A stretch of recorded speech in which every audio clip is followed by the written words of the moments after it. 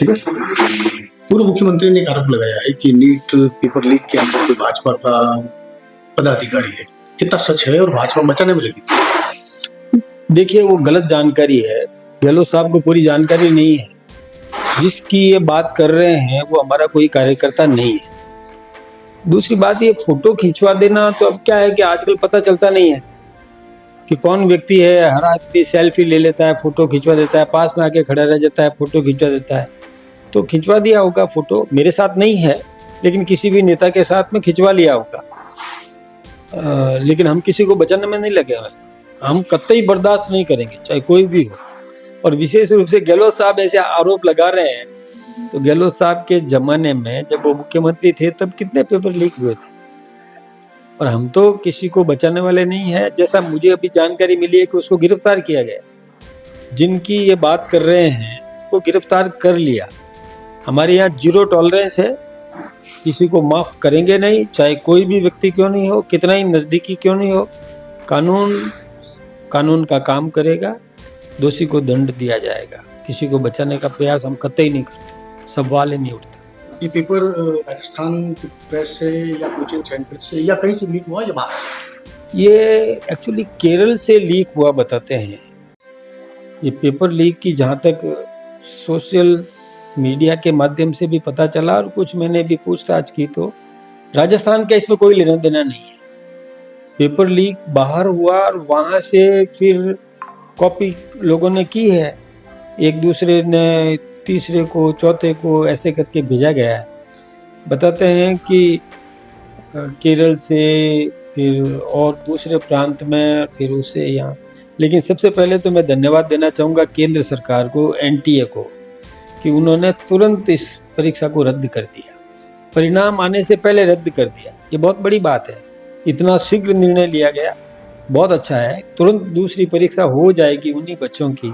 उनको फॉर्म नहीं भरना, उनको फिर से फीस नहीं भरना, कोई रजिस्ट्रेशन दोबारा करवाने की जरूरत नहीं है। वही सेंटर रहेंगे और वही दूसरा पेपर आ जाएगा और परीक्षा हो जाएगी। तो न्याय तो मिल रहा है ना। यदि पहले की गहलोत साहब के समय में तो लोग बेचारे नौकरी कर लेते थे, नौकरी करने के बाद में वो परीक्षा रिजेक्ट करते थे। तो जिन लोगों ने नौकरी कर ली और उनका अभ्यास तो टूट गया, अभ्यास टूट जाता है और अब उनको वापस फिर से वापस पढ़ाई शुरू करो तो उनको दिक्कत होती है।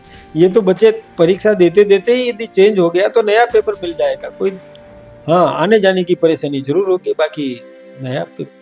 सबसे बड़ा खेल कोचिंग संस्थानों को लेकर के आता है, चाहे वो पहले की सरकार में रहा है। तो सरकार इन कोचिंग संस्थानों के पीछे क्या सख्त कार्रवाई करेगी जिससे कि आने वाले युवाओं के भविष्य के ऊपर कोई दाग नहीं लगे? ये बात आपने सही कही है।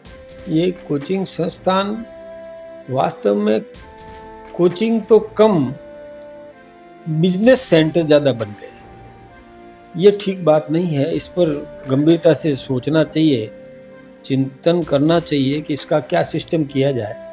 बच्चों को प्रशिक्षित करे, शिक्षा दे, कोचिंग कराए, यहाँ तक तो ठीक है। लेकिन उनको कहीं से पेपर उपलब्ध करवा दे या और ऐसा कोई कृत्य कर दे कि जिससे बच्चे की योग्यता तो बढ़े नहीं और नकल करके वो क्वालिफाई हो जाए।